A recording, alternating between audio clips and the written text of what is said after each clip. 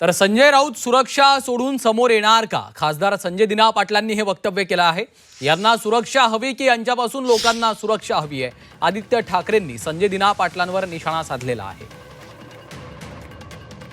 संजय राऊत हे सुरक्षा सोडून समोर येणार आहेत का असा सवाल खासदार संजय दिना पाटील यांनी केला आहे। तर यांना सुरक्षा हवी की यांच्यापासून लोकांना सुरक्षा हवी आहे अशा शब्दात आदित्य ठाकरे यांनी संजय दिना पाटील यांच्यावर निशाणा साधलेला आहे।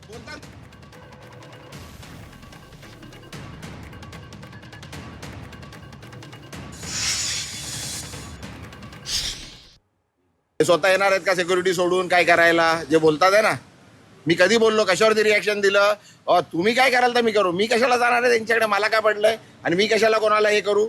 जेव्हा ते काय करतील तर आमची तयारी असणार ना बाबा। काय आम्ही काय ते येणार आणि आम्ही मार खायचा उगाच?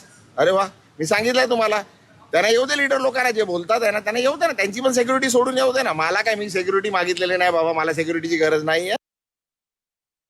मग कशासाठी दिली, कोणासाठी दिली? म्हणजे लोक यांच्यापासून सुरक्षित राहावे की ह्यांना लोकांपासून धोका आहे हे देखील आपण पाहू। सर याला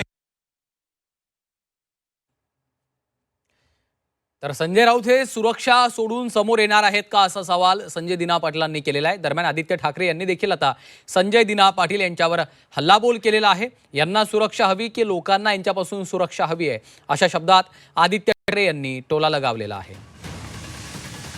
याच संदर्भात थोड्या वेळापूर्वी शिवसेना ठाकरे पक्षाच्या नेत्या किशोरी पेडणेकर यांच्याशी आम्ही संवाद साधलेला होता। त्यांची नेमकी यावर काय भूमिका आहे ऐकूया।